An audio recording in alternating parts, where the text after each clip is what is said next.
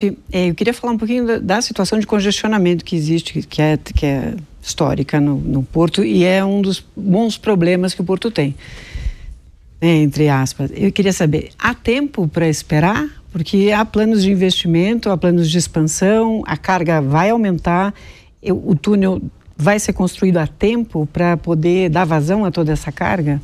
Valéria. E se eu puder depois, só me emendando já... Ou pode emendar já. Posso emendar? Claro. Eu queria saber qual que é a relação de cooperação entre os portos do Sudeste e do Sul. São competidores, mas eles têm necessariamente que ter uma relação de cooperação também, né? Senão não dá vazão a... Perfeito. Vamos começar pelo congestionamento do transporte de quem hoje leva a carga até o Porto de Santos. Desses 20 mil caminhões. Exato. Com o Tecon 10 em funcionamento, daqui a 3 anos serão 5 mil caminhões a mais. Quanto tempo eles esperam hoje, presidente? Hoje, em média? Na fila. Os caminhões? Depende muito do terminal, depende de vários fatores. Mas assim, aquela fila gigantesca. Numa situação grave, digamos assim. Deixa eu explicar. Vai lá. O pessoal que está nos assistindo entender. Veja só. Na chamada zona primária, que é a área portuária, nós temos o agendamento. O caminhão só entra ou sai em horário marcado. Problema, do outro lado da rua ele está fora da zona primária. Ele para em frente a uma residência, ou se tem um acidente descendo, por exemplo, a Anchieta, ele trava todo o sistema por 10 horas. Isso, do ponto de vista de competência, não tem relação com o Porto, o que é um erro. Nós conversamos recentemente com o ministro Silvio Costa, que me levou ao ministro Renan, que cuida do transporte, e eu pedi ao ministro a competência para o Porto. Porque, embora o Porto não tenha competência sobre o congestionamento gerado pelo tráfego pesado de caminhões que desce a Anchieta, a conta é do Porto. Porque todos que passam lá é esse Porto. É o confronto, é o conflito, né? Entre a logística e os moradores. Então vai tudo na conta do Porto. Já que a conta vem, nós pedimos a competência. O que a gente vai fazer? E excelente pergunta e oportunidade, Valéria. Veja, a Infraero, ela organiza, até por questões de sobrevivência, há muitos anos o espaço aéreo. Da maior a menor aeronave. Claro. O que nós pretendemos é algo do tipo para os caminhões. É um sistema. 90% da frota já é chipada. Para chegarmos a 100%, não falta muito. Eu preciso de competência para isso. Explique melhor. O que o Porto quer é controlar o tráfego do caminhão que sai da fazenda, com soja, por exemplo, até o Porto. Eu vou rastrear esse caminhão. Se eu tiver com o gargalo instalado em Cubatão, um acidente, por exemplo, tudo travado, que é o que acontece no pico da colheita, através de um sistema eu vou dizer para ele aguardar num bolsão, como já faz a China, parte da Europa. Isso é organização com tecnologia. Inclusive, nós assinamos semana passada um convênio com o Parque Tecnológico São José dos Campos, que é especializado em aviação, justamente para implementarmos no Porto de Santos esse controle. Para isso, a gente vai precisar de tecnologia, competência do Porto, para todos os caminhões que saem das cooperativas com destino ao Porto de Santos e vice-versa, e principalmente os bolsões próximos ao setor portuário, que são chamados os condomínios logísticos, através de sistema.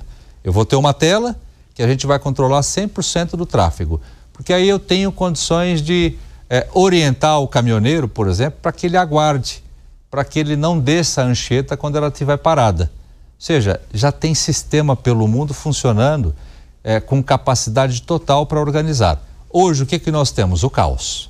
5, 6 horas da tarde, para sair da cidade de Santos e para entrar, a gente já tem o congestionamento. E a pergunta é muito boa porque diz assim, como é que você vai aumentar a capacidade do porto, você vai conectar as margens, se você tem o gargalo nas duas vias?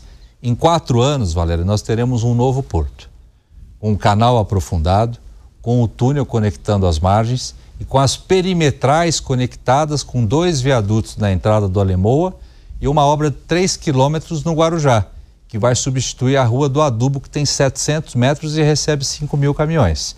Então a gente está projetando o porto para o futuro. E aí a pergunta é, mas espera, o gargalo é para descer e subir. Por isso da terceira pista, além da Anchieta, que foi projetada há 80 anos, quando o porto movimentava 4 milhões de toneladas, hoje movimenta 180 milhões de toneladas, nós precisamos de uma nova pista. E o governador Tarcísio já aprovou, isso é de competência do Estado, essa chamada terceira pista que conecta o Planalto com o Porto de Santos. Também no prazo, esse é um prazo maior, porque é uma obra muito maior.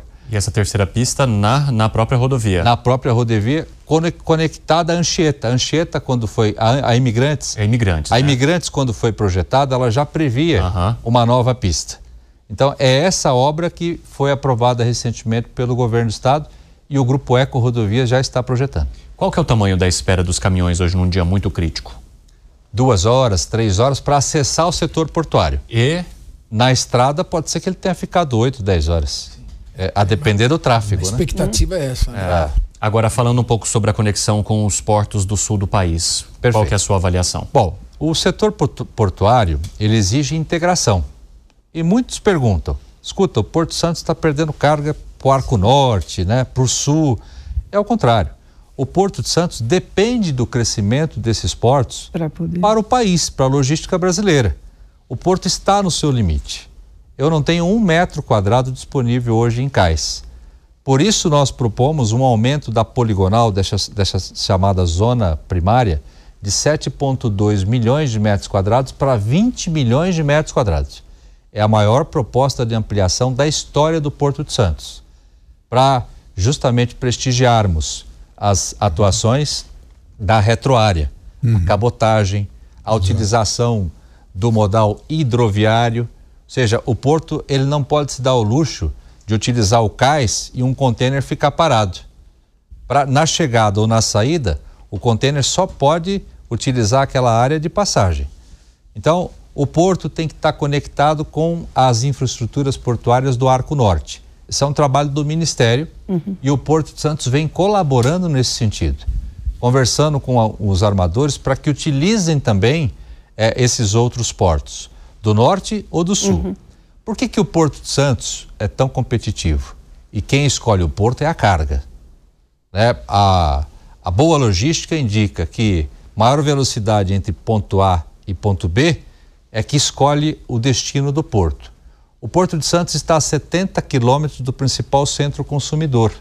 Então, sempre que a carga chega no Porto de Santos, ela está próximo, exemplo do copo, da residência dos consumidores. Se vai para o Rio de Janeiro, por exemplo, você tem que transportar pela estrada para São Paulo em especial.